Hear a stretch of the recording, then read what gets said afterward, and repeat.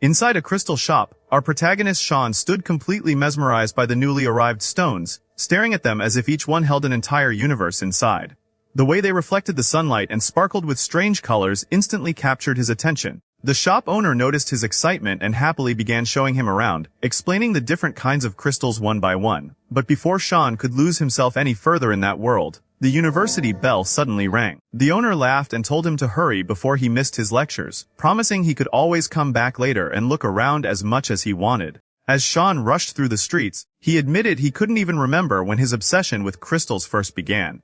Every time he looked into one, it felt like there was another mysterious world hidden deep inside, completely different from reality. Sometimes he imagined that if he stared long enough, he'd be pulled into that world and live an adventure beyond anything he could imagine. He could only wish something like that would actually happen. Later that night, he returned home and had dinner with his mother. Excitedly, he told her about the crystal shop and described one particular crystal that made him feel as though it contained endless secrets hidden within it.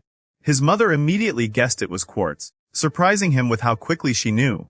But then he remembered she was an archaeologist, so of course she would know about things like that. He then asked when she planned to return to work, and she told him it would probably take another year or two. After that, she asked if he was excited for the weekend, and his face instantly lit up. He told her he couldn't wait for his father's birthday because, for once, his father was finally supposed to celebrate with them at home instead of being buried in work. Shawn even promised that no matter what happened, he'd personally drag his father home if he had to. The week quickly passed, and on the day of the celebration, Shawn sent his father a message reminding him not to be late this time. The party would start at 7 sharp. But when the clock finally hit 7, his father still hadn't shown up, and none of their calls were being answered. His mother tried to calm him down and suggested they start eating while waiting, but Shawn refused. He had made a promise, and he intended to keep it. Without wasting another second, he rushed out of the house and headed straight for his father's workplace. Meanwhile, his father, Professor Hassanja, was completely consumed by his research and hadn't even noticed the calls coming in. But at that exact moment, the story suddenly shifted to a mysterious boy named Ailio. Judging by his clothes and surroundings, he clearly belonged to another era, maybe even another world entirely. Holding a dagger tightly in his hand, Ailio silently sneaked through a massive palace until he finally reached the king's chamber. Slowly, he raised the blade, preparing to kill the sleeping king in a single strike. But just before he could do it, the king suddenly woke up and caught him. And the shocking part, the king was Ailio's own uncle. The king mocked him, calling him a coward for trying to assassinate him in his sleep. He said that if Ailio truly wanted to reclaim his father's throne, then he should have challenged him face to face instead of hiding in the dark. The moment Ailio heard his father mentioned, his expression changed completely. Furious, he ordered the king never to speak about him again before pulling a massive weapon straight out from his own chest. The king immediately drew his weapon as well, and the two clashed in a fierce battle. From the very first clash, it was obvious Ailio stood no chance against the king. Dieselin completely overpowered him and ordered the guards to throw him into prison. Sitting alone inside his cell, Ailio remembered the truth that had destroyed his childhood. After his father, the former king, died, Dieselin had taken him in and raised him, making Ailio believe he genuinely cared about him. But one day he accidentally overheard the palace servants talking and learned the horrifying reality. Dieselin hadn't been his protector. He had been his father's enemy all along and the one responsible for killing him. From that moment on, Ailio buried his emotions deep inside and spent years training in silence, waiting for the day he could finally take revenge and reclaim the throne that belonged to him. At the same time, Shawn arrived at his father's company and entered his office, only to realize no one was there. But then he noticed something strange sitting nearby, a glowing blue crystal unlike anything he had ever seen before. Unable to resist his curiosity, he reached out and grabbed it. Instantly, the crystal released a blinding blue light, opening a portal right in front of him. Before he could even react, the crystal fused into his chest and Shawn vanished completely. The next thing he knew, he had been transported into Ailio's world, confused and disoriented. Shawn looked around in panic while Ailio bombarded him with questions, demanding to know who he was, where he came from, and whether he was from the surface. But Shawn couldn't answer any of it because he himself had no clue what was happening. Growing irritated, Ailio warned him to hide before the guards found them both. But before they could move, the guards suddenly appeared. Shawn froze in fear, convinced they were finished. Yet at that exact moment, something awakened inside him. A weapon suddenly emerged straight from his chest, and almost instinctively, he grabbed it and swung. With a single strike, he completely destroyed the guards, unleashing such overwhelming power that the entire prison started collapsing around them. Ironically, that same attack shattered Ailio's cell as well, giving him the chance to escape. Realizing this was their only opportunity, Ailio grabbed Shawn and the two ran for their lives. Back in the real world, Professor Hassanja returned to his office and was horrified to discover the crystal was gone. Just then, his wife called, asking where Shawn was since he still hadn't come home. Hearing that, his father stood there in shock, terrified that the thing he feared most had actually happened. Meanwhile, Ailio and Shawn continued fleeing through the palace, but one of the king's elite guards suddenly appeared before them. The man looked less like a human and more like a monster, and Shawn was terrified the moment he saw him. Unfortunately, they had no choice but to fight. The guard proved far stronger than expected and quickly overwhelmed them, knocking both of them into the water below. Ailio immediately grabbed Shawn and pulled him into a hidden underground passage before the guards could catch them. As they moved through the dark tunnel, Shawn finally asked where they even were. Ailio told him the name of this world was Andor. After escaping through the passage, they climbed back to the surface, where a girl rushed toward them in panic the moment she saw Ailio. Relieved that he was safe, she quickly asked who the strange boy beside him was. Ailio looked at Shawn for a moment before revealing the truth. Shawn was from the surface. The moment things calmed down, Shawn immediately started firing questions at Ailio, demanding to know how a prince could end up locked in prison, and what kind of bizarre world this even was. He insisted Ailio owed him answers since, without his help, he never would have escaped. Ailio instantly snapped back, saying he would have escaped perfectly fine on his own, and that Shawn was the real reason everything turned into chaos in the first place. Before long, the two were already arguing nonstop. Alicia quickly stepped in to stop them before things got worse. She introduced herself properly to Shawn and explained that the small creature beside her was named Flareon. Afterward, Shawn desperately tried finding some way back home, but it was hopeless. Even his phone had no signal in this strange underground world. Meanwhile, the king had already begun hunting for Ailio. After hearing the report from the guard who had knocked them into the river, he ordered his men to search for both Ailio and the mysterious boy who helped him escape. As the group continued traveling, Shawn kept asking where they were going, but Ailio completely ignored him the entire time. Seeing this, Alicia explained that they were heading to meet someone named Pascal. According to her, Pascal was the man who raised and trained Ailio, as well as a brilliant scholar who owned a small research facility in his home.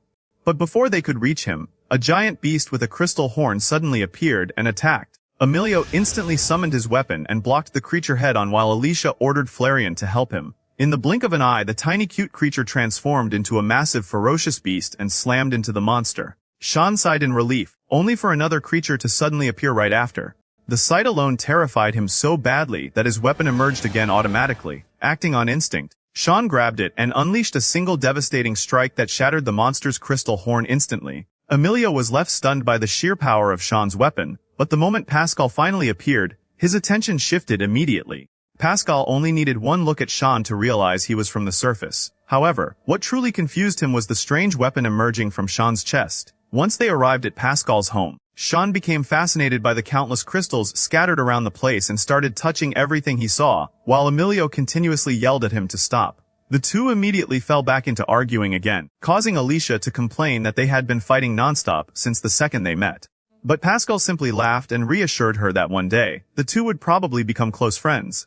Later, they sat down to eat together, though Shawn struggled with the strange food in this world. Still, he was too hungry to complain much. Once dinner ended, he immediately asked Pascal if there was any way for him to return home.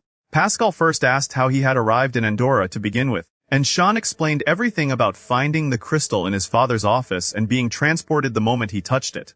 Hearing that, Pascal finally understood what had happened. He cleared the table, spread out a map, and showed Shawn the location of Andor. The revelation shocked him completely. This entire world existed underground. Unlike the surface, Andor received its light from a gigantic moon-like crystal that absorbed light from the North Pole and reflected it throughout their world. Shawn quickly lost interest in the scientific explanation and asked the only thing he cared about: how to get home.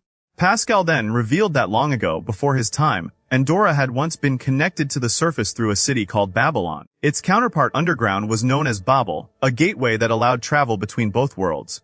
But after Babel was destroyed, the connection between the surface and Andor was severed. The current king had been trying to repair it ever since, but several major problems were preventing the restoration from being completed. The moment Shawn heard there was still a chance, he immediately declared he would go to Babel himself and wait there until it was repaired. Alicia warned him that Babel was incredibly far away, but Shawn refused to give up. He missed his parents too much and was willing to do anything to return home. But before they could discuss it further, Pascal suddenly sensed danger. The royal guards had already surrounded the house from every direction. With no time to waste, Pascal revealed a secret airship he had built long ago and saved for emergencies. He rushed everyone on board and launched into the sky just as the guards closed in. While flying away, Pascal admitted something important to Shawn. He had personally helped build Babel, and he was also the reason the king was struggling to repair it now. There was a secret flaw within the city that he had never told anyone about, and until they solved it, the repairs would remain impossible. Even so, Shawn felt relieved knowing there was still hope. Excited, he begged Pascal to take them directly to Babel immediately, but Pascal refused, explaining they first needed to head to a hidden base he had prepared. Shawn kept arguing nonstop until Ailio finally lost patience completely and told him to shut up already. In the end, Pascal ignored all their complaints and led everyone to his so-called hideout.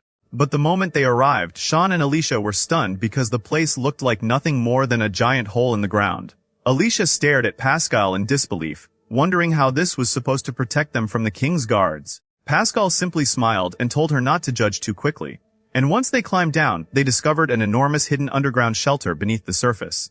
As they walked deeper inside, Ailio and Shawn somehow managed to turn even walking into a competition. Every time Shawn moved ahead, Ailio sped up to pass him, forcing Shawn to do the same. Alicia could only watch in confusion at how childish the two were acting despite everything happening around them. After settling in for a short rest, Pascal quietly pulled Ailio aside and asked him to explain exactly how he met Shawn. Ailio revealed that while he was imprisoned, a mysterious portal suddenly opened and Shawn came out of it. But before it closed, Ailio caught a glimpse of another world unlike anything he had ever seen. Curious, he asked Pascal if that place had been the surface world. Pascal confirmed it immediately. At the same time, Shawn was talking with Alicia, telling her how bizarre Andor felt compared to his own world. He admitted he had never read anything specifically about a place like this, though he had always enjoyed stories about hidden worlds beneath the earth. He even joked that if people on the surface discovered Andor, it would become one of the greatest discoveries in human history. Meanwhile, Pascal explained something important to Ailio. According to ancient texts, the people of Andor were repeatedly warned never to establish contact with the surface. The dangers of interacting with surface dwellers had been recorded countless times. But eventually, people from the surface discovered traces of Andor and came searching for riches hidden underground. Soon after, the city of Babel was built, making travel between both worlds easy. Then suddenly, for reasons still unclear, Babel was destroyed. Ever since then, the king had obsessed over rebuilding it. Pascal explained that he once worked directly on the project and constantly received orders from the palace regarding its progress. But eventually, he abandoned the research facility because he completely disagreed with the king's goals. In fact, before leaving he secretly altered parts of Babel's design to make restoring it nearly impossible. And now, his plan was to send Shawn back home first, then destroy Babel permanently to sever the connection between both worlds forever. Pascal then looked directly at Ailio and told him he was willing to help with the thing Ailio truly wanted. Ailio seemed confused at first, asking what he meant. Pascal reminded him of the reason he infiltrated the palace that night in the first place, the reason he ended up imprisoned. Those words instantly brought back painful memories for Ailio. After learning the truth about his father's death, his entire childhood changed. Instead of playing like other children, he trained with a sword every single day. He remembered Pascal becoming his mentor, taking responsibility for his training, and teaching him countless things inside the laboratory where they spent years together. But eventually, Pascal confronted the king himself and warned him that restoring Babel would bring disaster to Andor. The king ignored every warning, banished Pascal from the palace, and separated him from Ailio. On top of that, the king gradually took away nearly everyone Ailio cared about. Later, Pascal returned to the group and explained they would need supplies if they planned to remain hidden for a while. He decided to head to a nearby village to gather what they needed while disguised so nobody from the palace would recognize him. Alicia also volunteered to fetch water before returning. Once they were finally alone, Ailio suddenly asked Shawn if he truly wanted to return to his world. Shawn immediately answered yes without hesitation. Ailio then told him there was only one way that could happen. He needed Shawn's help killing the king. Shawn was horrified and instantly refused, saying he could never help murder someone. But Ailio coldly told him that if the king stayed alive, he would never make it back home anyway. Faced with no other option, Shawn reluctantly agreed. That night, after everyone fell asleep, Ailio quietly woke Shawn up and the two snuck out of the hideout together. They climbed to the top of a hill overlooking several camps below while Ailio carefully observed the area. Shawn stood beside him completely confused, still having no idea what Ailio was planning. But before he could even ask, a group suddenly appeared behind them and surrounded the two, demanding to know exactly what they were doing there. Ailio introduced himself to the group, declaring that he was the Prince of Andor and that he wanted to meet their leader. Suspicious, one of the rebels demanded to know why a prince would come looking for them. Ailio answered without hesitation he wanted their help to overthrow the king. The rebels eventually escorted him and Shawn to their leader. Once there, Ailio explained that while living in the palace, he had secretly heard rumors about the Ignatus group, a rebel organization that hated King Dieselin and wanted to bring down his rule. That was exactly why he had come. He wanted to join forces with them and kill the king himself. The leader was surprised and asked why Ailio would betray the man who had raised him like his own son. The moment he heard that, Ailio's expression darkened. He angrily declared that Dieselin meant nothing to him and that he was not his father. The leader then asked a far more important question: what would happen after the king died? What kind of future did Ailio actually want for Andorra? But Ailio had no answer. After a long silence, he admitted that revenge was all he cared about. He simply wanted to see the king dead. Hearing that instantly disappointed the leader. He grabbed Ailio by the collar and called him a fool, saying a man driven only by revenge could never become a true king. Around them, the other rebels started urging their leader to eliminate both Ailio and Shawn since they had already seen the camp and could expose their location at any time. But instead of attacking them, the leader mocked Ailio, saying King Dieselin must deeply regret raising someone so pathetic. Furious, Ailio immediately drew his weapon and attacked. But despite Ailio using a far stronger weapon, the leader effortlessly defeated him with a simple basic blade and slammed him to the ground. Seeing this, Shawn rushed in and summoned his own weapon. But the moment the leader saw it, he was visibly shocked by its incredible power. Still, with one swift move, he trapped Shawn, tied him up, and hung him upside down from a nearby tree like it was nothing. Then the leader coldly told Ailio that he had no need for a weak prince to guide them. If anyone was going to kill the king, he would handle it himself. Hanging helplessly from the tree, Shawn suddenly shouted at the leader, insisting that Ailio deserved a chance. He argued that Ailio could become a king worthy of ruling Andorra after Dieselin and begged them to at least listen to him before judging him completely. Those words surprisingly impressed the leader. He cut Shawn down and allowed him to fall back to the ground before turning toward Ailio once again. He told him that if he truly wanted to join Ignatus, then he would have to prove his worth first. And if he managed to show them he was capable of becoming a real king, then the rebels would stand beside him as his right hand. Meanwhile, Pascal arrived at a nearby village disguised so the royal soldiers wouldn't recognize him. After entering a small shop and making sure nobody else was around, he finally removed his disguise and greeted the shopkeeper, who turned out to be an old friend. Pascal admitted that the king's forces had already realized he was the one sabotaging Babel's system and preventing its restoration. But what truly bothered him was understanding why the king remained so obsessed with reconnecting Andorra to the surface despite all the ancient warnings about the disaster it could bring. Back at the rebel camp, Ailio and Shawn officially began living among the Ignatus members. Their very first task ended up being something far less heroic than expected: doing laundry alongside everyone else. While working, Shawn met a strange boy named Ailio. During the chores, Ailio accidentally slipped into the water and nearly drowned before the others pulled him out. The moment he recovered, everyone immediately asked him what he had seen. Confused, Shawn asked what they meant, and the group explained that whenever Ailio came close to death, he gained glimpses of the future. Ailio then revealed that he had seen Shawn standing inside a strange, unfamiliar world that looked exactly like the surface. Hearing this made Shawn incredibly happy, because it confirmed he really would return home someday. However, Ailio hid one important detail from him in the vision. Shawn had looked completely horrified by whatever he was seeing.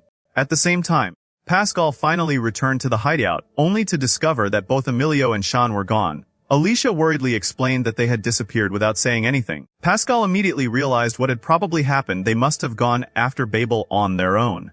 Without wasting time, he and Alicia boarded the airship again and set off to search for them before they could reach the city. Meanwhile, after finishing the laundry, Shawn and Ailio immediately started fighting again. Ailio kept ordering Shawn around nonstop, while Shawn absolutely hated taking commands from him. The argument quickly escalated into insults, and in the heat of the moment, Shawn mockingly said it made sense coming from someone trying to kill his own father.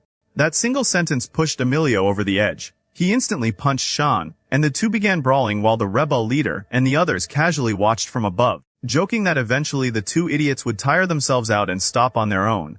After beating each other senseless, both Ailio and Shawn collapsed onto the ground completely exhausted. The rebel leader eventually ordered the others to wake them up, because it was time for an important meeting. Once everyone gathered, the leader explained that their first priority was gaining the support of the northern people, since many of them already hated the king for exiling them and treating them like outcasts in Andorra. But even if they managed that, it still wouldn't be enough to challenge the royal army.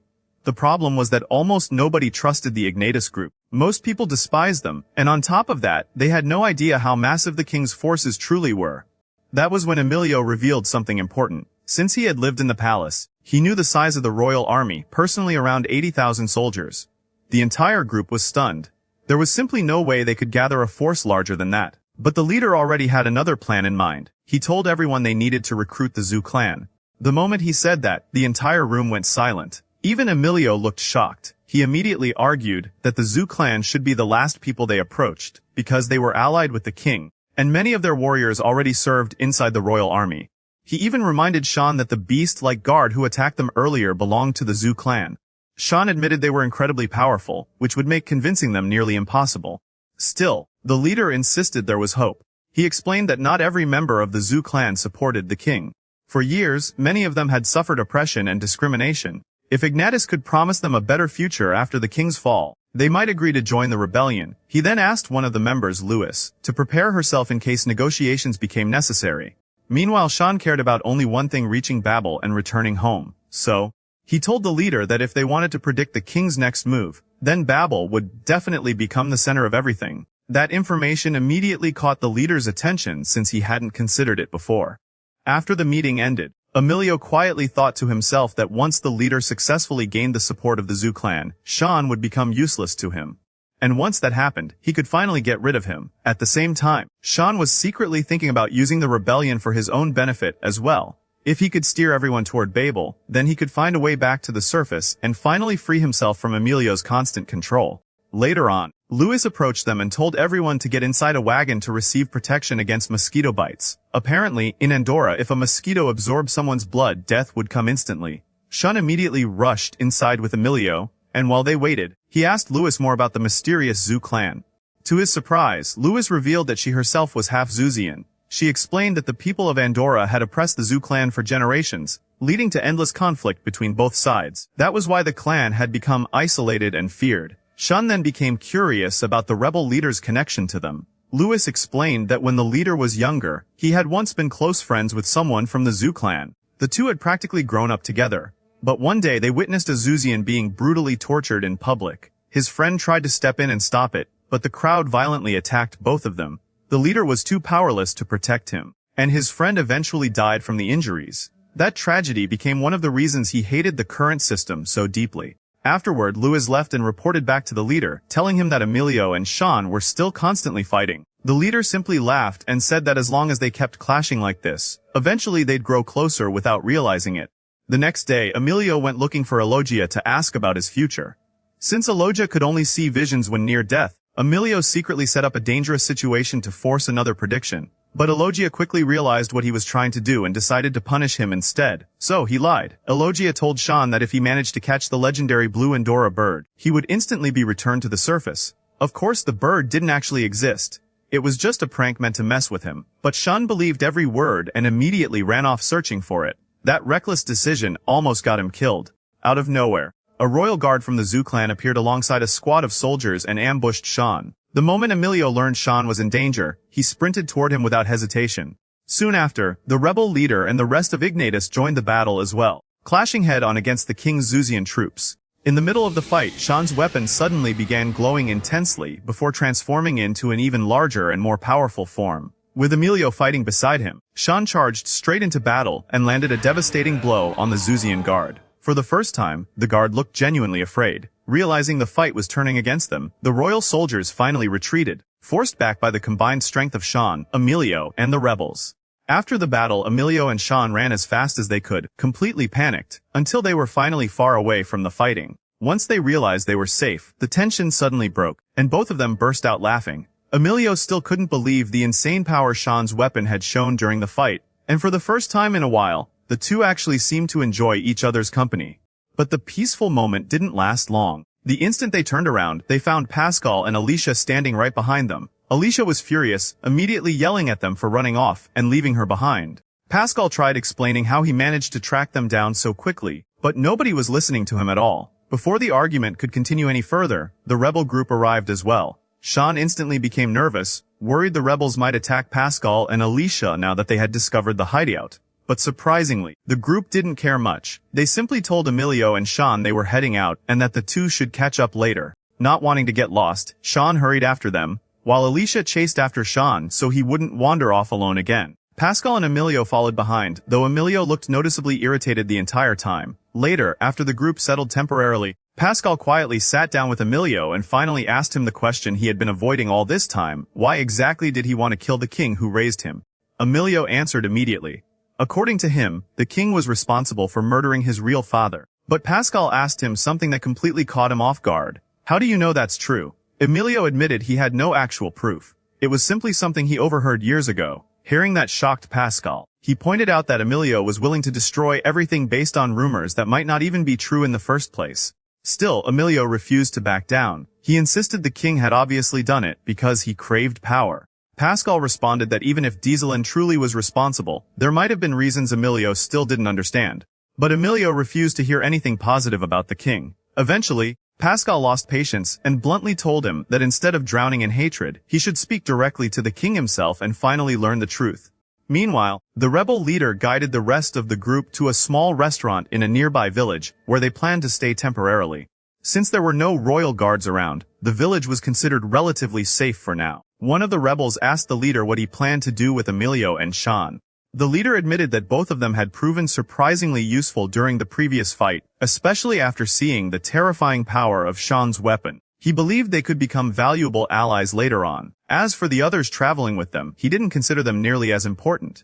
Right then, loud shouting erupted outside the restaurant. Everyone looked over and realized it was Shawn arguing with the owner, who refused to let him enter. The leader eventually stepped in and convinced the owner to allow him inside. The moment Shawn sat down, he immediately started complaining. He said he was sick of constantly being stuck between Pascal and Ailio's endless arguments, while Alicia kept taking her frustration out on him. More than anything, he just wanted to reach Babel and finally return home. Hearing this, the leader pulled out a map and showed Shawn just how far away Babel actually was. The journey would take a very long time, and they'd have to cross multiple dangerous territories filled with deadly enemies along the way. Realizing how impossible the trip looked immediately discouraged Shawn a little. Later, he walked over to Ailio and told him that now that Pascal was done lecturing him, they should head back, because the others had probably already finished setting up camp, and they could finally get some sleep. Ailio agreed, and the two returned together. But when they arrived, they were shocked by what they saw. Pascal, the same man who previously called the rebels a bunch of savages, was now casually sitting with them, looking completely comfortable. In fact, he was actually enjoying himself because the rebels genuinely appreciated his inventions and scientific knowledge far more than anyone else ever had. At the same time, Louise approached Alicia and introduced herself properly. Since Alicia had been the only girl traveling with the group, she seemed genuinely happy to finally have another girl around. Ailio, however, still looked irritated with Pascal and was just about to start another argument when Felix suddenly grabbed both him and Shawn. Clearly tired of their non-stop fighting, he dragged the two away and ordered them to help scout the surrounding area instead. Meanwhile, Pascal quietly activated a strange device he had brought with him. After checking the readings, his expression immediately darkened. The royal laboratory was getting dangerously close to solving the problem with Babel, and that was the last thing he wanted to see. After a long journey, Ailio and the others finally arrived at the city of Andreas. Beyond it lay only a single sea separating them from Babel. Hearing that made Shawn incredibly excited because he was finally getting closer to returning home. But before crossing over, the rebel leader explained that they first needed to stop at the island controlled by the Zhu clan and negotiate with them directly. Only after that would they continue toward Babel. Even so, Shawn could barely contain his excitement. Everything around him felt completely different from the places he had seen before, and he was fascinated by the city's atmosphere. The group rented rooms at a hotel for the night, with Shawn and Ailio once again forced to share the same room. Seeing how excited Shawn looked, Pascal and Alicia suggested he go explore the city while they had the chance. Besides, everyone needed warmer clothes since the island ahead was freezing cold and impossible to survive in with their current outfits. Alicia told Ailio to come along with Shawn so they could all shop together, but Ailio instantly refused, saying there was no way he would willingly spend time with him. Shawn immediately fired back that he didn't want to go with Ailio either, and the two started arguing all over again. Alicia finally snapped and ordered both of them to stop complaining because they were going shopping whether they liked it or not. In the end, Ailio reluctantly agreed, and the three headed into the city together. Shawn was having the time of his life. While wandering around, they ran into the rebel leader and Elagia. The two laughed at how amazed Shawn looked and suggested different places around the city that he should check out. Taking their advice, the group spent the day exploring while Alicia paid for everything since neither Ailio nor Shawn had any money on them. But in the middle of their outing, a young boy suddenly snatched Ailio's dagger and ran off. Ailio immediately chased after him while Shawn and Alicia followed close behind. When they finally caught the boy, Ailio grabbed him and sternly told him that stealing was wrong. However, Alicia soon noticed several younger children hiding nearby and watching nervously. Realizing the boy was trying to feed his siblings, she softened immediately. She bought food for all of them, while Shawn spent some time playing with the children. Watching him interact with them, Alicia quietly admitted that Shawn really was a kind-hearted person. As night began falling, the group packed up their things and started heading back to the hotel. But on the way, Ailio suddenly noticed an arrow flying straight toward them. He instantly shoved Shawn and Alicia out of the way just before it struck. A mysterious girl appeared before them wearing a metal collar around her neck, and the only words she kept repeating were, "Kill the prince." Without hesitation, Shawn, Ailio, and Alicia prepared to fight back. But the girl unleashed a non-stop barrage of explosive arrows, forcing them completely on the defensive. What shocked them most was that her weapon resembled the same kind of power Shawn and Ailio possessed. Worse yet, she was unbelievably strong. One explosion near Shawn sent him crashing to the ground so hard, he couldn't even stand back up.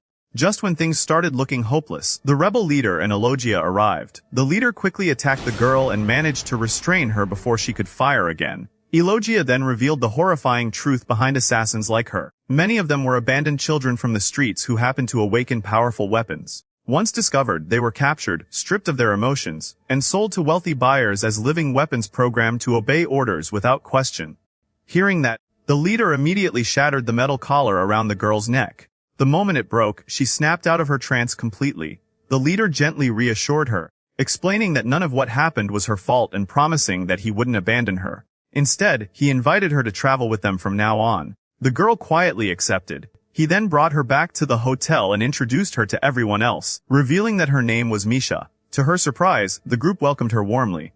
Meanwhile, Pascal spoke privately with Ailio and explained that he needed to return temporarily to the royal palace. There were still important things inside the laboratory that he needed for his research. However, he promised he would catch up with them soon and wouldn't stay behind for long. The next morning, everyone gathered together to say goodbye to Pascal before continuing their journey without him. The group boarded a ship that looked like it could fall apart at any second, and Shawn honestly couldn't understand how that wreck was supposed to carry all of them across the sea. Alicia just laughed at him, told him to stay positive, and shoved him onto the ship anyway. Once they set sail, Felix and Misha immediately started arguing with each other, both proudly showing off their powerful weapons. Felix especially wouldn't stop bragging, which made everyone laugh even harder after realizing Misha was actually stronger than him. Even Misha herself casually admitted it. Meanwhile, Ailio, already suffering badly from seasickness, approached the leader and asked how he planned to deal with the Zoo clan once they arrived. The leader calmly explained that he wasn't going there to tame them like animals, he intended to speak with them and earn their trust. Ailio argued that the Zuzians had killed many of their allies before and probably wouldn't even allow negotiations to happen. But the leader remained confident. He believed many of the Zuzians were just like them, victims of the same world. He also explained that the island itself was practically a natural prison. The Zoo clan had been isolated there for years, cut off from the rest of Andorra, and escaping or entering was extremely difficult. Hearing that only made Ailio more confused about how they were supposed to reach the island safely in the first place.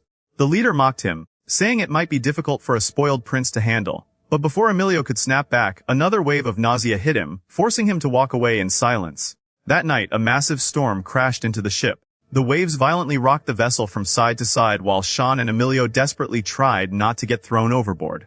Both of them kept slipping around helplessly, with different members of the group saving them every few minutes. By the time morning arrived, they finally reached the island but barely. The ship was completely wrecked. Elogia warned the leader that the vessel was no longer usable, meaning if negotiations with the Zoo clan failed, their journey would end right there. Moments later, the Zuzians appeared. But before the leader could even introduce himself, the entire group was restrained and dragged before the Zuzian chief, Gerardito. He demanded to know why outsiders had come to their island. The leader answered honestly, saying they needed the Zoo clan's strength to overthrow the king. Gerardito then asked the obvious question, what exactly could they offer in return? The leader looked him directly in the eyes and answered with two words: freedom and dignity. He promised that once the king was overthrown, the Zuzians would no longer live as exiles. But Gerardito only scoffed at the idea. He said he would never trust promises made by an Andreas. Confused by the hatred between them, Shawn quietly asked Elogia why the Zoo clan despised the Andreas so much. Elogia explained the painful history behind it. Long ago the Andreas used the Zuzians as laborers because of their incredible strength. Those who became sick or too weak to work were abandoned and exiled to this isolated island. To the Andreas, they were treated little better than slaves. Then Gerardito made his decision. He told the leader that if he was truly willing to sacrifice his own life for the coming war, then the Zu clan would join the rebellion, but only under someone else's command. After thinking silently for a moment, the leader accepted the condition without hesitation. If giving his life was necessary to make the revolution happen, then he was willing to do it. The instant Gerardito ordered one of his men to execute him, Louis suddenly stepped in and stopped them. One by one, the others also stepped forward, offering their own lives instead of the leader's. That unexpected loyalty caught Gerardito's attention. He pulled the leader aside to speak privately, wanting to understand him better. There, the leader finally revealed his true intentions. He explained that he had no desire to start a meaningless war where countless people would die just to remove the king. His real goal was to build such an overwhelming alliance that they could either force the king to surrender or negotiate peacefully, without bloodshed. For the first time, Gerardito truly believed him. He realized this man was completely different from the Andreas, who had oppressed his people for generations. And because of that, Gerardito agreed to join the rebellion. Meanwhile, elsewhere on the island, another faction of Zuzians who still remained loyal to the royal army received news through a messenger bird that Gerardito had sided with the rebels. After hearing the report, one of them suggested they handle the matter personally before the king ever found out about it. After reaching an agreement with the Zu clan, the group prepared to continue their journey north. Before they left, Gerardito provided them with a massive ship far superior to the wreck they had arrived on, making sure they could travel safely through the dangerous waters ahead. He also handed the leader a small object connected to the legendary Andor bird, explaining that it could be used to send messages and contact him anytime they needed help.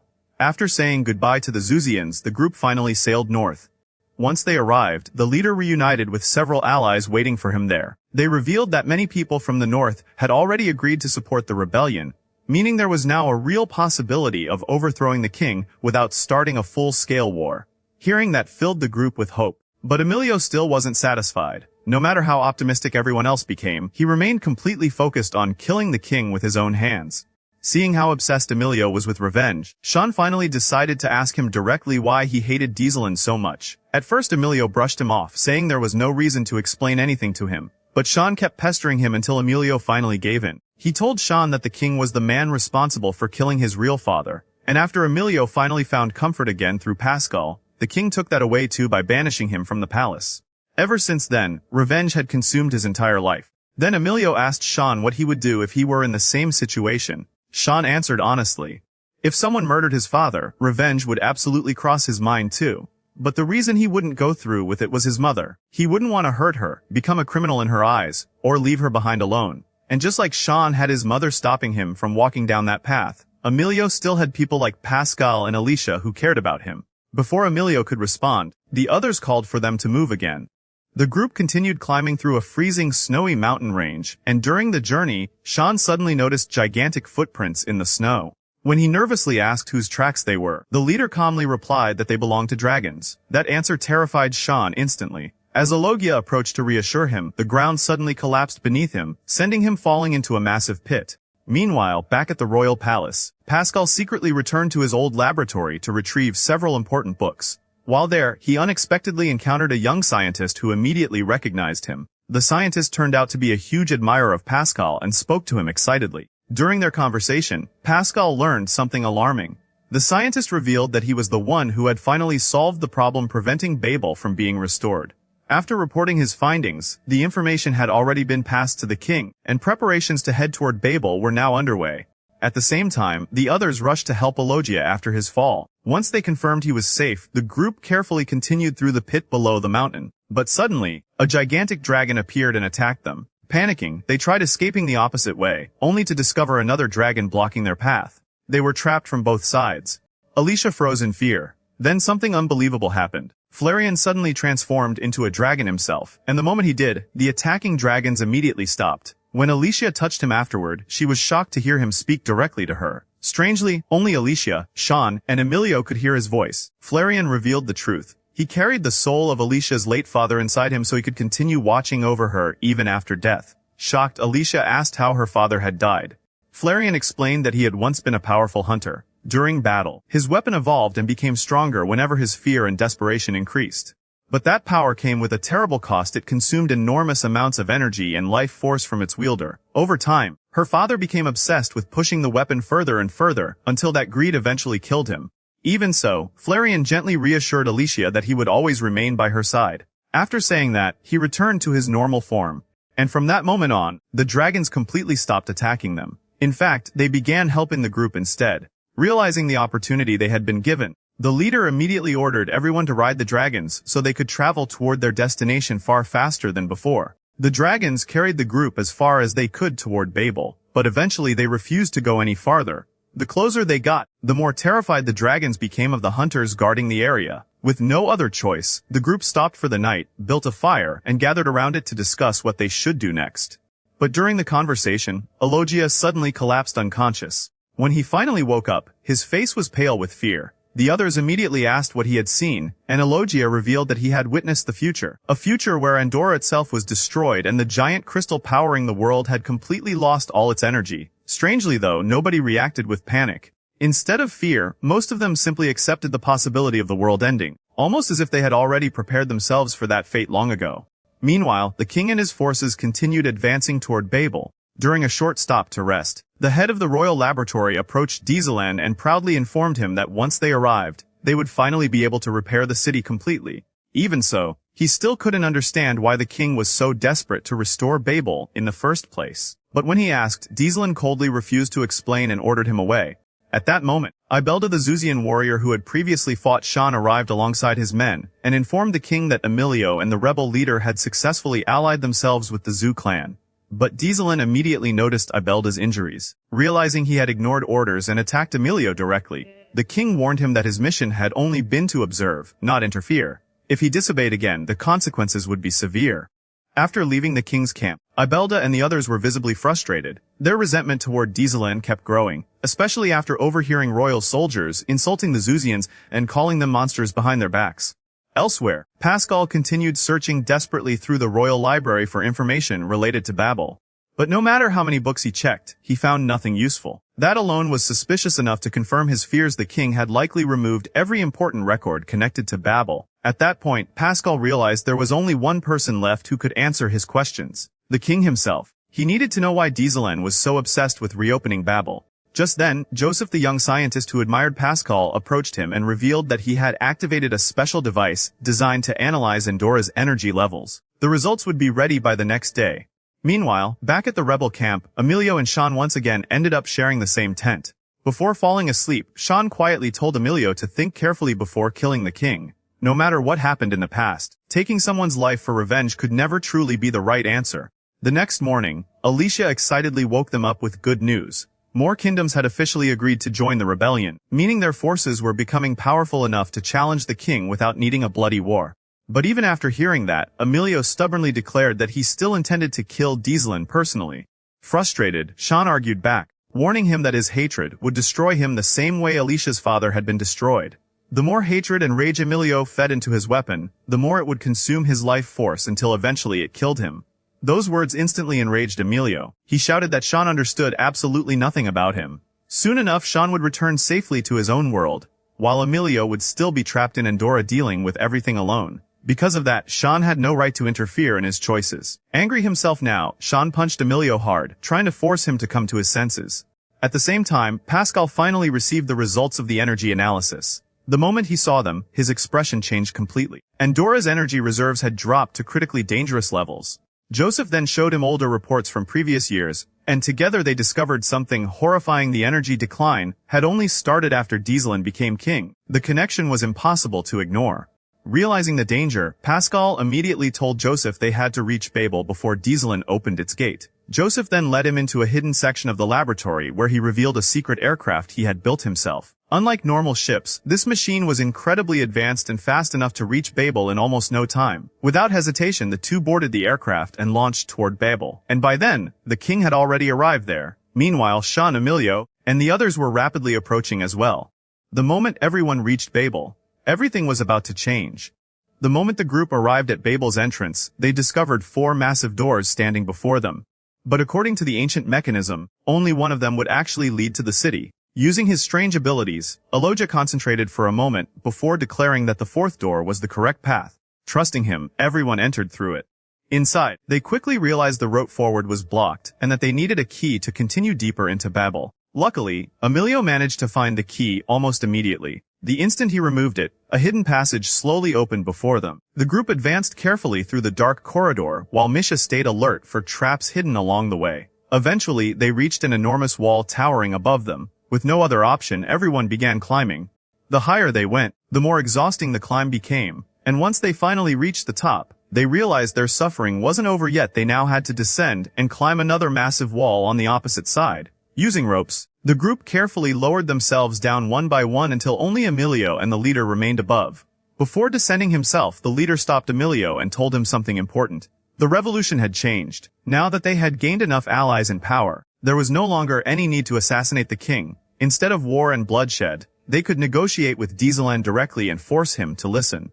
But Ailio immediately rejected the idea. No matter what happened, he still intended to kill the king. Unable to understand his obsession anymore, the leader finally asked why Ailio hated his father so much. That was when Ailio revealed the truth. Dieseland was never his real father. He explained everything from the beginning: his father's death, the rumors he overheard, and the hatred that consumed him ever since. But even after hearing all of it, the leader calmly told him one thing: don't raise your sword against Dieseland until you've spoken to him first. Ailio gave no response. He simply climbed down and continued forward alone. As they moved deeper through Babel's endless pathways, Shawn found himself conflicted for the first time since arriving in Andorra. All this time, his only goal had been returning home. Once they reached Babel, that dream would finally become possible before the king carried out whatever mysterious plan he had been preparing for so long. But now, Shawn wasn't happy about leaving anymore. A part of him wanted to stay in Andorra. He wanted to help Ailio and remain by their side until everything was over. For the first time, he truly didn't know what he wanted. Eventually, the group reached another chamber where Ailio explained that the strange rock before them would lead directly to the final door connected to Babel itself. But before they could move any farther, Ibelda and the rogue Zuzian warriors suddenly appeared and blocked their path. A brutal battle erupted instantly. Ibelda focused entirely on Ailio, attacking him with the clear intention of killing him. While fighting, he mocked Ailio by revealing something shocking: the king had specifically ordered him not to harm the prince before. But now, Ibelda planned to ignore those orders simply because he wanted to. Those words completely shook Ailio. For a moment, he couldn't even focus on the battle anymore. Seeing Ailio hesitate, Shawn rushed in immediately to help him, and together they managed to push Ibelda back. Taking advantage of the opening, Ailio sprinted toward the mysterious rock leading to Babel while Shawn and Alicia followed close behind, refusing to let him go alone. But right then, another shocking truth came to light: Louis betrayed them. She had been secretly working with the rogue Zuzians the entire time. Louis admitted she never truly cared about the rebellion or the dream of freedom. To her, everything was about money, and she was willing to side with whoever offered the highest reward.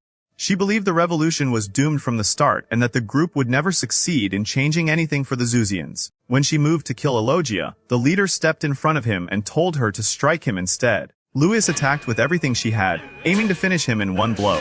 But she failed. Meanwhile, Ailio finally reached the chamber connected directly to Babel, and there waiting for him was the king himself. At the same time, the head of the royal laboratory informed Dieseland that the gate to Babel would only open for a brief moment before shutting again. If they intended to pass through, they had only a short window of time left. Just before the gate to the surface could fully open, Ailio finally arrived and immediately attacked the king. The two clashed violently inside Babel, their weapons colliding with enough force to shake the chamber itself. At the same time outside, Luz continued fighting the leader, still pretending she intended to kill him, while Ibelda desperately tried to force his way into Babel. Realizing the danger, the leader ordered Felix and Misha to stop Ibelda no matter what and keep him away from the city. Then, in the middle of the battle, the leader tried speaking to Louis one last time. He told her he couldn't believe she was truly their enemy after everything they had gone through together, especially after she had once saved his life from the Zuzians. He begged her to tell him the real reason behind her betrayal. But instead of answering, Louis kept attacking him over and over with her weapon. The strange thing was, the leader never fought back. He simply stood there calmly, completely convinced that Louis would never actually be able to kill him. And he was right. The moment Louis realized he wasn't resisting at all, her resolve shattered. She suddenly broke down crying and admitted the truth. Yes, she had originally joined them as a spy, but over time she had genuinely grown attached to everyone in the group. At first she thought they were nothing more than reckless savages, but somewhere along the journey, They had become people she truly cared about. As she cried, Elogia quietly walked over and handed her a handkerchief, gently telling her that the past no longer mattered and that they forgave her. Meanwhile, Felix and Misha were still battling Abelda, desperately trying to stop him from entering Babel. But during the chaos, one of Misha's explosive arrows accidentally struck him and sent him flying backward directly onto the teleportation mark leading into the city. In an instant, Abelda vanished. Inside Babel, Shawn and Alicia finally caught up just as Ailio continued trying to kill the king. Both of them begged him to stop, but Ailio refused to listen. Consumed by rage, he screamed at Dieselin, accusing him of taking everything from him and murdering his real father. But hearing those words completely shocked the king. Before he could answer, the head of the laboratory finally activated Babel itself.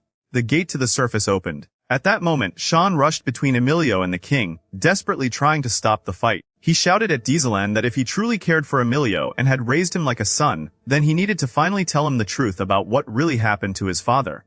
But before the king could respond, Abelda suddenly appeared inside Babel. Without hesitation, he attacked Ailio from behind, determined to kill him once and for all. The king immediately ordered him to stop, but Abelda ignored him completely and continued attacking. Even Shawn tried stepping in, but he was powerless against him. Then, at the critical moment, Dieselin moved.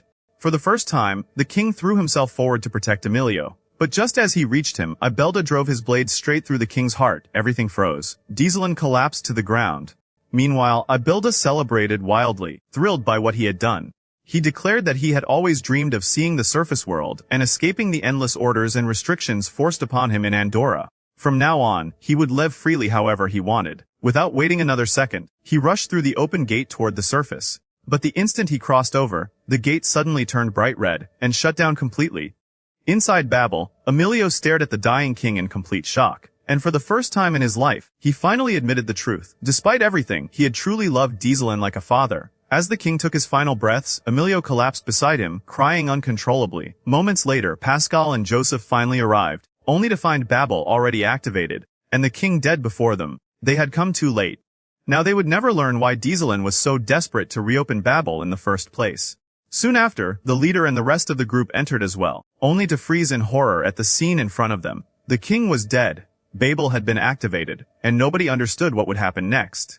The people hit hardest by everything were the leader and the rebels. Their entire revolution had been built around confronting the king, but now Dieselin was dead before any of their plans could truly happen. In the end, the leader gathered everyone and admitted that, yes, their revolution had technically failed. But Andorra still faced countless problems and those issues wouldn't disappear just because the king was gone. For now, he told them to focus on surviving and calming the chaos before worrying about what came next. Meanwhile, Ailio wandered off alone, completely lost in his thoughts. Shawn followed after him, trying to cheer him up and pull him out of the darkness he had fallen into. Ailio admitted he didn't even understand his own feelings anymore. From the very beginning, his entire reason for living had been revenge. He had dedicated everything to killing the king himself. But now that Dieselin was dead, he felt nothing close to victory, no happiness, no satisfaction. At first, he told himself maybe it was simply because Abelda had stolen his revenge before he could do it himself. But even then, something still felt wrong. Shawn quietly apologized to him, reminding Ailio about the promise he had made long ago that he would help him kill the king. In response, Ailio apologized too. He had promised Shawn that he would help him return home someday, but now Babel was shut down, the king was dead, and they had no way of sending him back to the surface anymore. Then Ailio confessed something that disturbed him even more. During his fight with Dieselin, he tried to picture the face of his real father in his mind, but he couldn't. No matter how hard he tried, the only person he could see standing there as his father was Dieselin himself. That realization shattered him. He admitted that Pascal had been right all along. Pascal had tried warning him to speak with the king first and learn the truth before blindly chasing revenge. But Ailio had refused to listen to anyone except his own hatred. And now, it was too late. He didn't even know anymore whether Dieselin had truly murdered his father or not. Worse than that, there were still countless unanswered questions. Why did Dieselin want to open Babel so badly? Why was he trying to reach the surface? What was his true goal all along? All of those answers had died with him. Shawn then guided Ailio through the maze-like paths of Babel, trying his best to comfort him. Along the way, they started remembering all the ridiculous moments they had shared since meeting each other, the constant arguments, the fights, and how much they used to hate each other at first. Eventually, both of them started laughing. After calming down a little, Ailio suddenly asked Shawn something important. Are you really not upset that you can't return home anymore? But Shawn simply smiled. He told Ailio that Babel couldn't possibly be the only path back to the surface. Somewhere out there, Another way had to exist. And honestly, staying in Andorra a little longer didn't sound so bad anymore. Now he could spend even more time with everyone. And whenever he finally returned home someday, he'd have the greatest story imaginable to tell his family. Maybe he'd even write a book about everything and become famous. Either way, according to Shawn, he still won. Just then, Alicia finally caught up to them and started yelling for them to hurry up and leave the maze already, because everyone else had been waiting forever. But Shawn barely cared anymore. Instead of worrying about being trapped in Andorra, he started messing around on the ropes hanging from the walls, swinging from them like a child. He even forced Ailio to join him. Before leaving Babel, the group decided to wait for Pascal to finish investigating the gate and figure out why it suddenly shut down. But despite all his efforts, neither Pascal nor Joseph could find any clear answer. Something had gone wrong deep within Babel's system, and no matter how many times they tried, the gate refused to activate again. While Pascal continued his research, Shawn and Alicia approached him. Pascal apologized to Shawn for failing to send him back to the surface. But surprisingly, Shawn didn't seem upset at all. Instead, he asked Pascal how they could help Ailio recover from everything that had happened. Pascal answered honestly. Ailio needed something new to focus on. If he stayed trapped in his thoughts, he would only continue drowning in regret. At the same time, Ailio was speaking privately with the leader. He admitted that the reason he had started this journey was now gone. The king was dead and the revolution they fought for had completely fallen apart. So what happens now? He asked. The leader calmly explained that even if the revolution had technically failed, the real battle was only beginning. With Dieselin dead, Andorra would soon descend into chaos, unlike anything they had ever seen before. Now their responsibility was no longer overthrowing the king, it was protecting the world from collapsing afterward. The coming days would be dangerous, and they needed to return to Andorra immediately once Pascal finished his investigation. After the conversation ended, Shawn went searching for Ailio. The moment he found him, he pulled out his weapon and challenged him to a sparring match. Ailio immediately refused, saying he wasn't in the mood for pointless fighting. But Shawn kept annoying him nonstop until Ailio finally lost patience, summoned his own weapon, and attacked. The two fought fiercely until both of them were completely exhausted. In the end, Ailio finally got serious and landed a finishing strike that sent Shawn crashing to the ground, officially winning the match. But even after that, Shawn looked up at him and bluntly told him he looked awful constantly walking around with such a gloomy expression. He said Ailio couldn't stay trapped in the past forever, and needed to start thinking about a new purpose for himself. For the first time since Dieselin's death, Ailio actually stopped and thought about those words. And deep down, he realized Shawn was right. He needed a new reason to move forward. Meanwhile, Louis suddenly arrived with urgent news. The Andorra bird had delivered a message from the Zoo clan revealing that their island was now under attack and desperately needed help. Louis asked the group to allow her to fight alongside them again. Most of them still didn't trust her after the betrayal except for Elogia and the leader. They told Louis that despite everything, she was still one of them and they believed in her. Felix and Misha, however, made it very clear that they'd still be watching her closely in case she tried anything suspicious again. Then Ailio stepped forward as well. He told the leader that he had finally found a new goal. From now on, he officially wanted to join their group and help them however he could. The entire team immediately welcomed him warmly, admitting that ever since the beginning, they had always felt like Ailio belonged with them anyway. Seeing that, Shawn excitedly declared that he wanted to join too. But everyone instantly shut him down, telling him he'd be completely useless. Still, after laughing at him for a while, they agreed to let him stay with them until they eventually found another way to send him home. And honestly, even if he wasn't useful in battle, his endless positivity was something the group had started needing more than they realized. As the group traveled back from Babel, they quickly realized how unstable Andorra had become after King Dieselin's death. In one particular village, chaos had completely taken over. A wealthy and cruel nobleman, along with his guards, was terrorizing the villagers, stealing their food, water, and money while brutally beating anyone who tried to resist. The villagers were powerless against him. Luckily, the leader and the others happened to pass through the village at that exact moment. The instant they saw what was happening, they stepped in and fought back against the guards, successfully driving them away before more people could get hurt. The nobleman barely escaped with a few remaining soldiers and fled back to his mansion. Grateful beyond words, the villagers invited the group to share a small meal with them. Even though they apologized for not having much food, it was obvious something still troubled them deeply. The leader asked what was wrong, and an elderly villager finally explained the truth. While the group had saved them for now, once they left, the nobleman would simply return and punish them all over again. In the end, nothing would truly change. Hearing that, Ailio suggested they go directly to the nobleman's mansion and confront him personally, so he'd never threaten the village again. Everyone agreed immediately, and as the old man listened to Ailio speak, he noticed something different about him. For the first time, he saw the presence of a true king. The next day, the group headed toward the mansion. But the moment they arrived, something felt wrong. There were no guards, no servants, no resistance at all. The entire mansion was eerily silent. As they stepped inside, they found the nobleman sitting alone, trembling in fear. The more they questioned him, the more terrified he became. Confused, Shawn and Ailio demanded to know what exactly he was so scared of.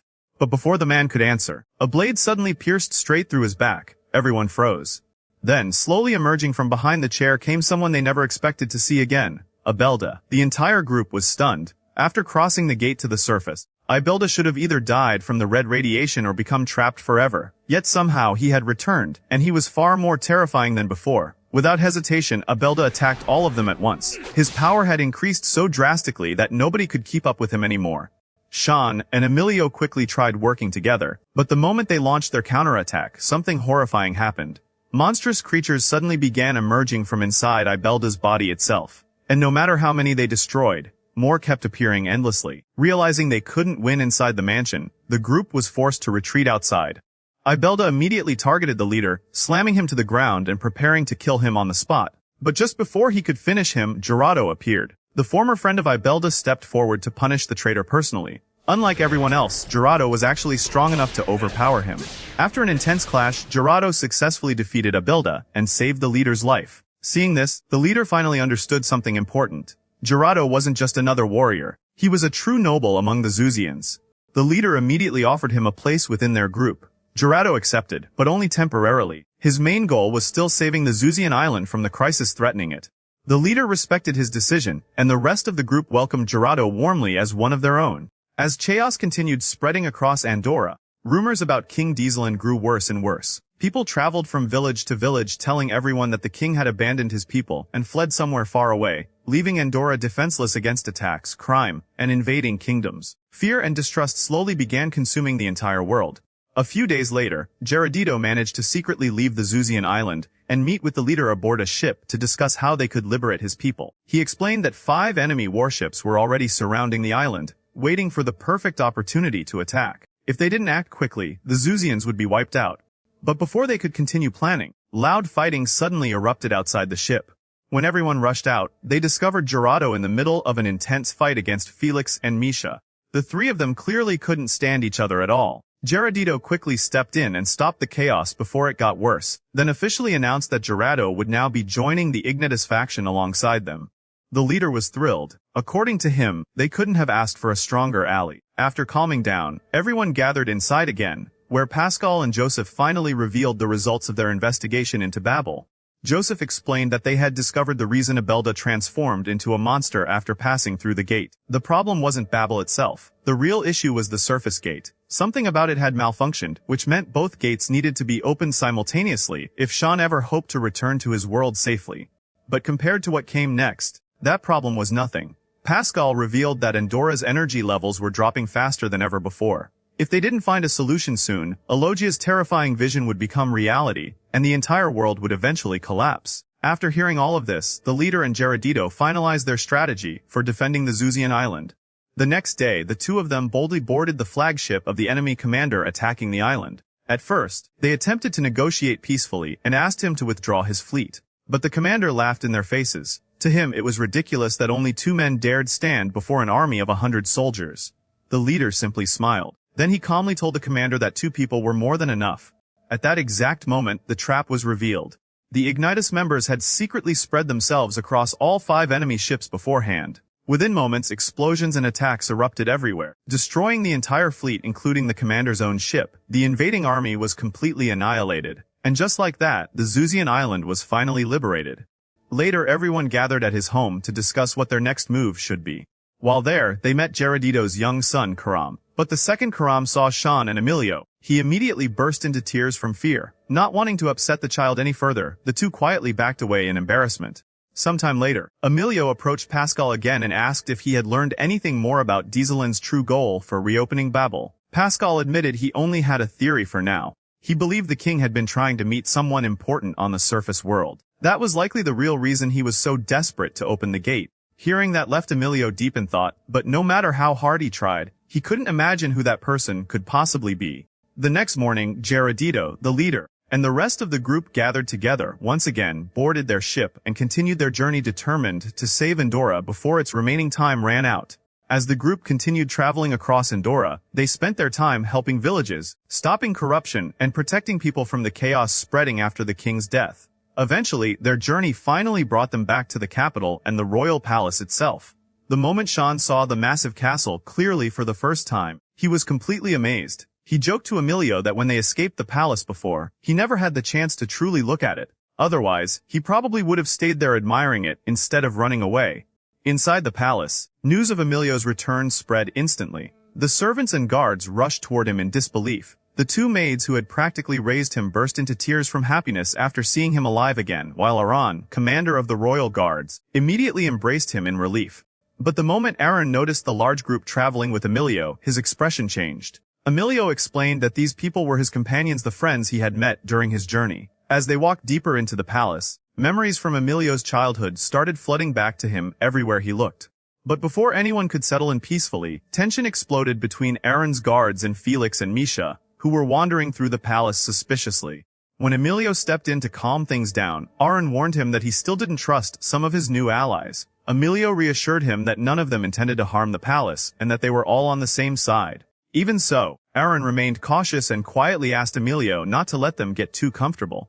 Meanwhile, Pascal and Joseph returned to the royal laboratory and were horrified by what they found. Books and scientific equipment were scattered everywhere across the floor as if no one cared about preserving the knowledge left behind there anymore. Not long after, Ronnie arrived, the scientist who had once been Pascal's teacher. Together, Ronnie, Joseph, and Pascal reunited as an incredibly talented trio of researchers once again.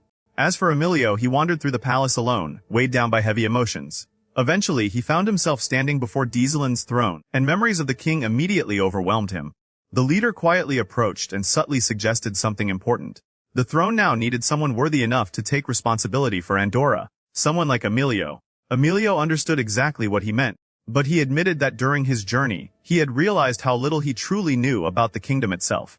The more he learned about Andorra, the more he doubted whether he was fit to become its ruler. That same night, panic spread through the palace after reports arrived that monsters had appeared in the nearby forest. Aran immediately gathered the royal guards to prepare for battle, but many of the soldiers were terrified. Some even whispered about abandoning the capital entirely. In their minds, the king was dead and Andorra was doomed anyway, and there was no point dying for a collapsing country. Hearing that shocked Aran completely. He reminded them that their duty as guards was to protect the capital no matter the cost, even if it meant sacrificing their lives. Just then, the leader and his group stepped forward and told Aran to stand aside.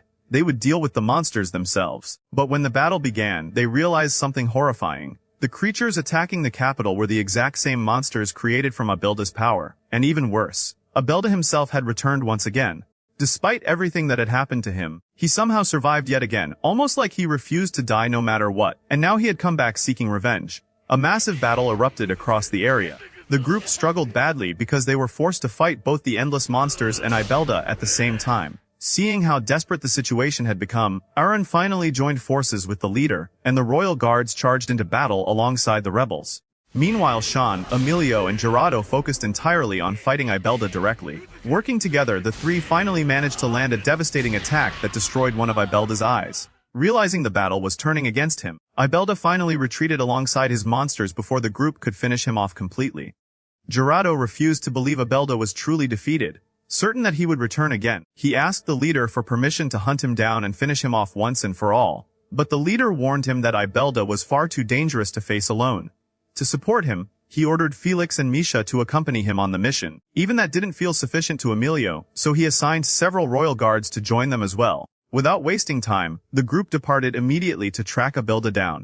Meanwhile, Pascal's research revealed something terrifying. The decline in Andorra's energy was already beginning to destroy the world itself.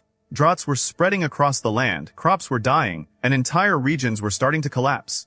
Hearing this made the leader feel helpless. Realizing the crisis facing Andorra was becoming far worse than anyone imagined. At the same time, Ailio took Shawn to the palace dungeon and explained that this was the exact place where the gate had first opened and transported him into Andorra. If there was any hope of returning home, maybe the answer was hidden somewhere there. Shawn climbed up to look deeper into the massive pit below, but all he could see was endless darkness. Curious, Ailio climbed up beside him to get a better view, but the moment he stepped forward, he suddenly slipped. Shawn grabbed for him instinctively, but instead both of them lost balance and fell into the abyss together. Luckily, they landed on a lower ledge before reaching the bottom, saving their lives. Even so, the drop back to the surface above was far too high to climb. With no other choice, the two decided to continue descending deeper into the pit. As they moved farther down, they discovered countless skeletons and corpses scattered everywhere. The atmosphere was horrifying, and even Ailio, who grew up in the palace, had never seen anything like it before. Then suddenly, they encountered a massive Zuzian creature bound tightly in chains. Cautiously, Ailio approached and asked who he was. The chained monster introduced himself as Ryfall. And the moment he learned Ailio was the king's son, his attitude changed immediately, treating him with respect. Ryfall then revealed a shocking truth. Long ago, he had served as the right-hand man of King Azam, Ailio's real father. According to Ryfall, everything started changing the day a mysterious man from the surface arrived in Andorra. At first, Shawn assumed Ryfall was talking about Dieselin, but Ryfall denied it immediately. Years earlier, Azam and Dieselin had discovered an unconscious man from the surface world. After bringing him back to the palace and nursing him back to health, the stranger began speaking to Azam about the incredible technology and power that existed on the surface. Azam became fascinated. The man claimed he was a scientist and slowly introduced advanced weapons and tools to the king, proving just how superior surface technology was compared to Andorra's. Over time, Azam became obsessed with the scientist's ideas and stopped listening to anyone else. Eventually, the scientist proposed something even more dangerous. He wanted to extract Andorra's energy to help solve disasters occurring on the surface, such as droughts and wildfires. In return, he promised Azam would become a legendary ruler remembered forever by the surface world. And shockingly, Azam agreed immediately. Both Dieselin and Ryfall strongly opposed the plan, warning him that tampering with Andorra's energy would eventually destroy their world. But Azam ignored every warning. Realizing how dangerous the scientist truly was, Ryfall confronted him directly and threatened him to stay away from the king.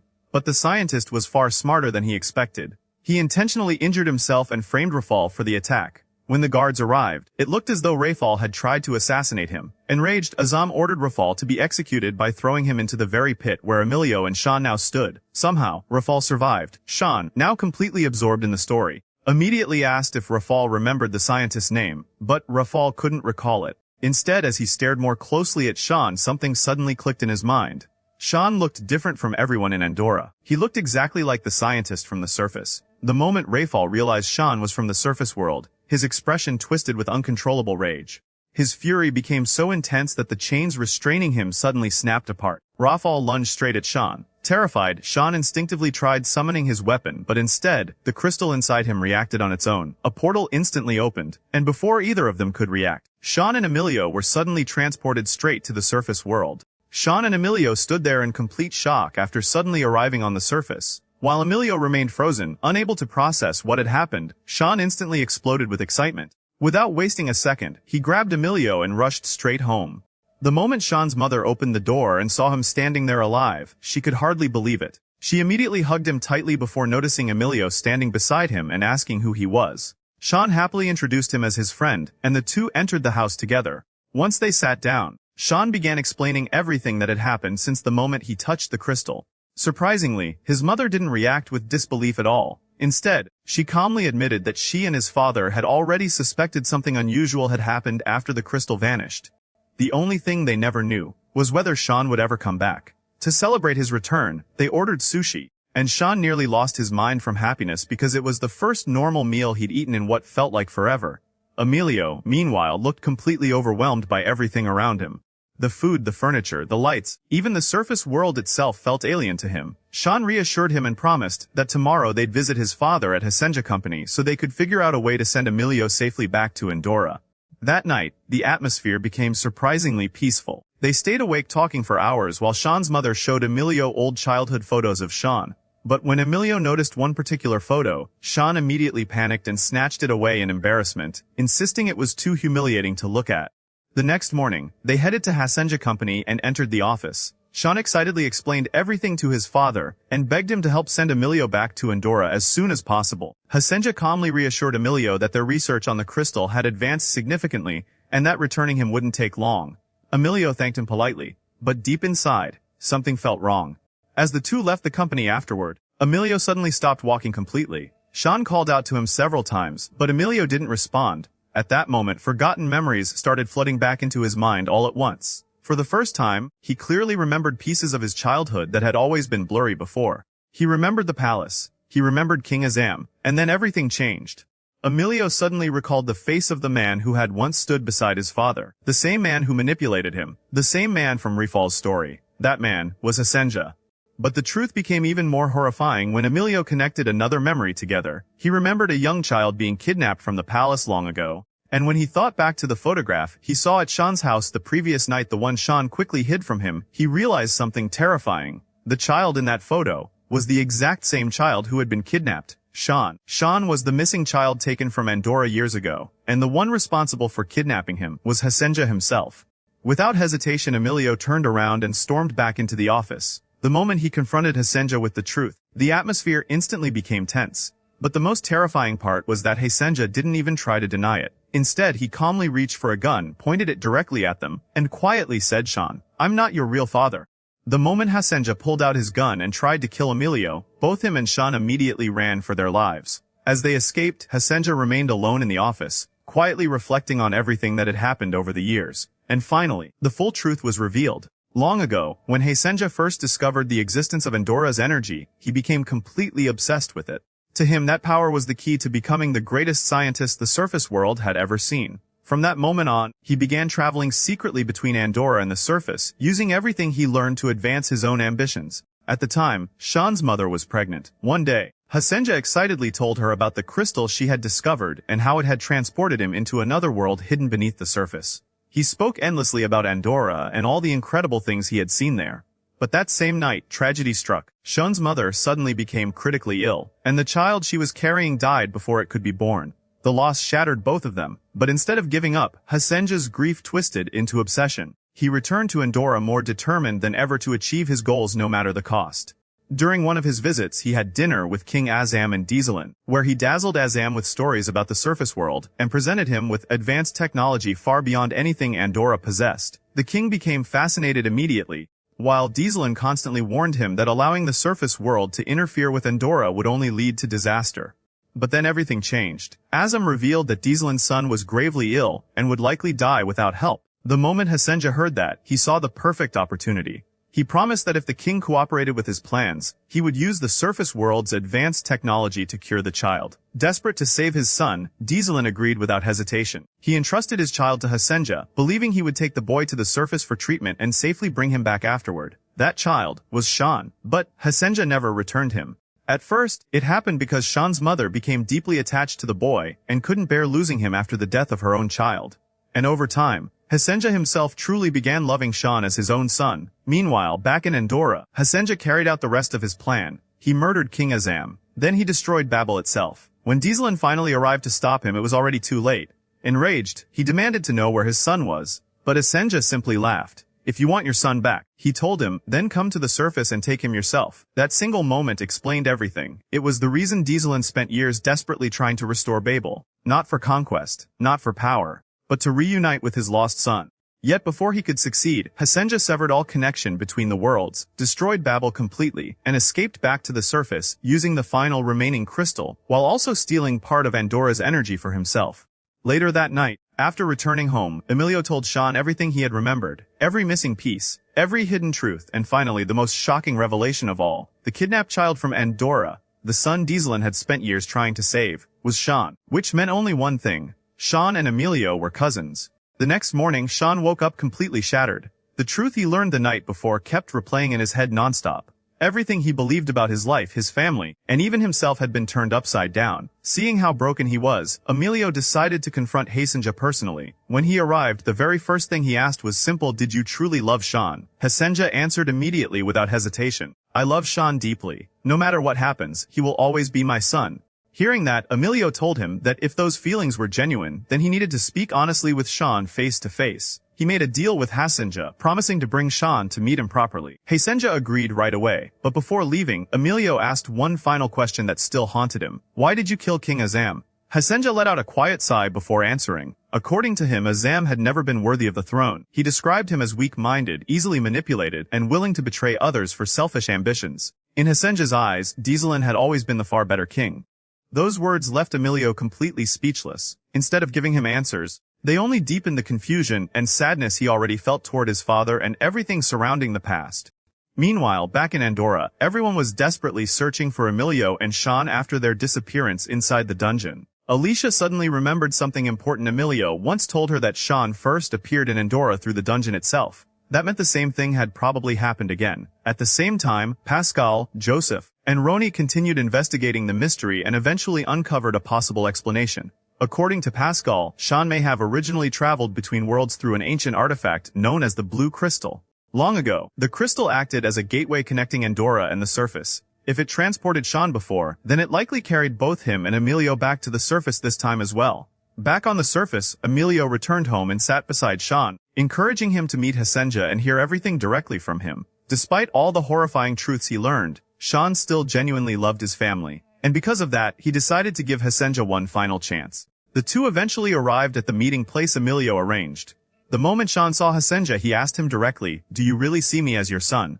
Without hesitation, Hassanja answered, "You are my son. And no matter what happens, you always will be." For a moment, Shawn simply stared at him quietly. Then he spoke again. "If that's true, then you need to stop what you're doing to Andorra." Hassanja looked confused, so Shawn finally revealed the truth. The energy Hassanja had been stealing all this time was slowly killing Andorra itself. The draughts, the destruction, the suffering spreading across the world, it was all connected to him. But Hassanja refused to accept it.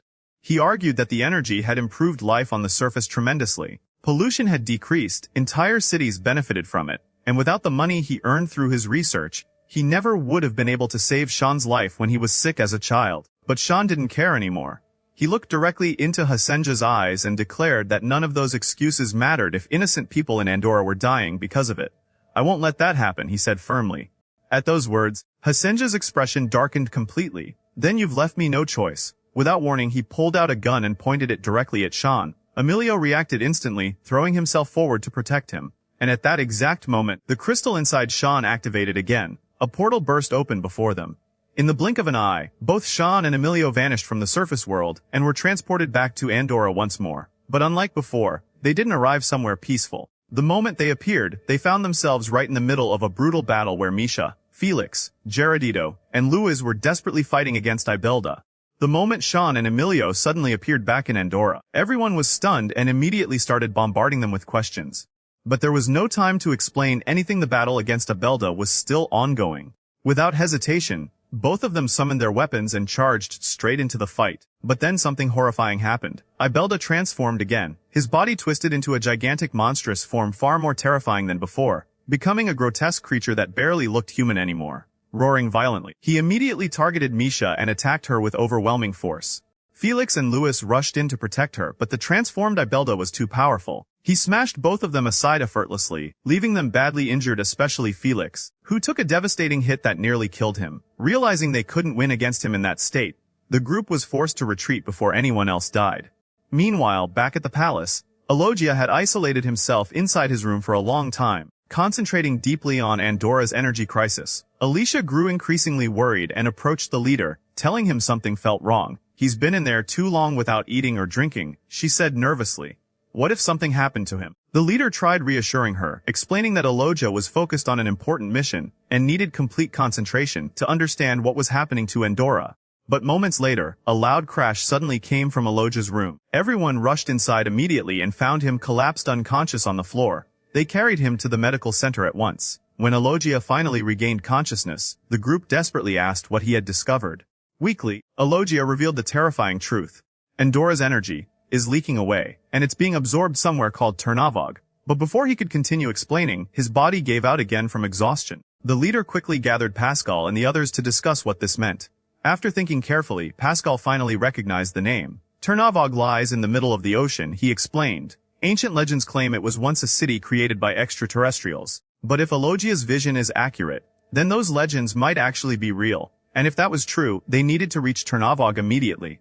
At that exact moment, Shawn and Ailio entered the room and declared that they were going too. The entire group was overjoyed to see them alive again. But the atmosphere quickly changed after Shawn learned the truth about the energy leak. With guilt written all over his face, he apologized to everyone and admitted that his father, Hassanja, was the one responsible for stealing Andorra's energy. Then he told them everything.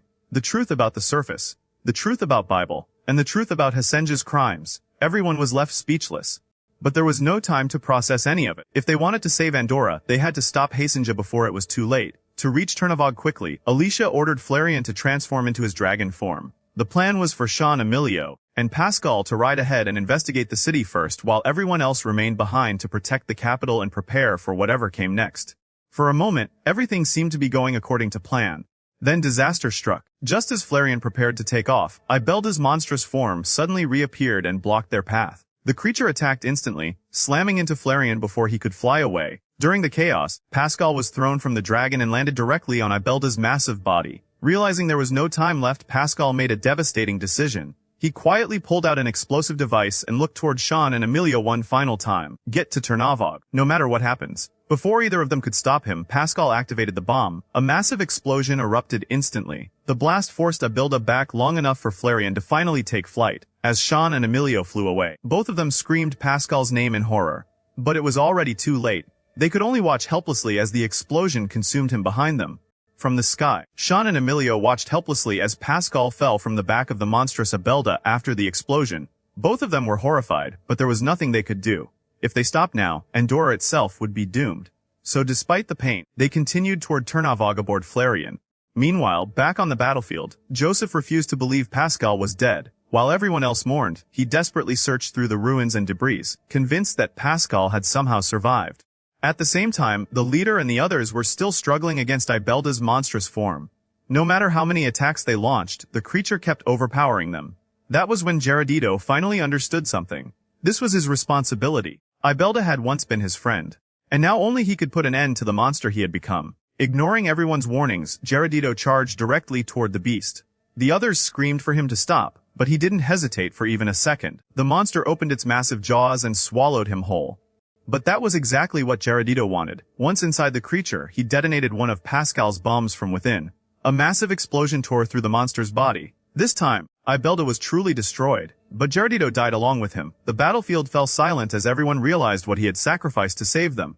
Meanwhile, Joseph continued searching desperately for Pascal. After combing through the battlefield, he suddenly froze when he spotted something lying nearby. A single shoe. Pascal's shoe. Joseph's heart started racing immediately. If this is here, then Pascal must still be nearby. Without wasting another moment, he began shouting Pascal's name over and over, desperately hoping for an answer. At the same time, Shawn and Ailio finally reached Turnavog. But the city was unlike anything they imagined. At its center stood an enormous tower stretching endlessly toward the sky, and floating above it was a gigantic crystal radiating an eerie glow across the entire area. The moment Shawn saw it, everything clicked. That crystal, he whispered. It's draining Andora's energy. Then he turned to Ailio and shouted, we have to destroy it. Without hesitation, both of them summoned their weapons and attacked the crystal with full force. But just before their attacks could land, another weapon suddenly emerged from a portal and blocked them completely. Shocked, the two stepped back. Then a figure slowly walked out from the portal itself. Hassanja. A confident smirk spread across his face as he revealed that he possessed a blue crystal as well. But unlike their weapons, his had been heavily modified through his research. Instead of a normal blade, mechanical tentacle-like arms extended from his weapon, moving with terrifying speed and precision while acting as both offense and defense at the same time. And just like that, the final battle began. Joseph kept screaming Pascal's name across the battlefield, refusing to believe he was gone. Just as hope was beginning to fade, he finally heard a weak response in the distance. Without thinking, Joseph sprinted toward the voice. And there he was. Pascal was hanging from a tree nearby, somehow still alive. The moment Joseph saw him safe, relief hit him so hard he nearly broke down crying. He quickly helped Pascal climb down, and together they prepared to head back to the palace. Meanwhile, the battle at Turnavog had reached its climax.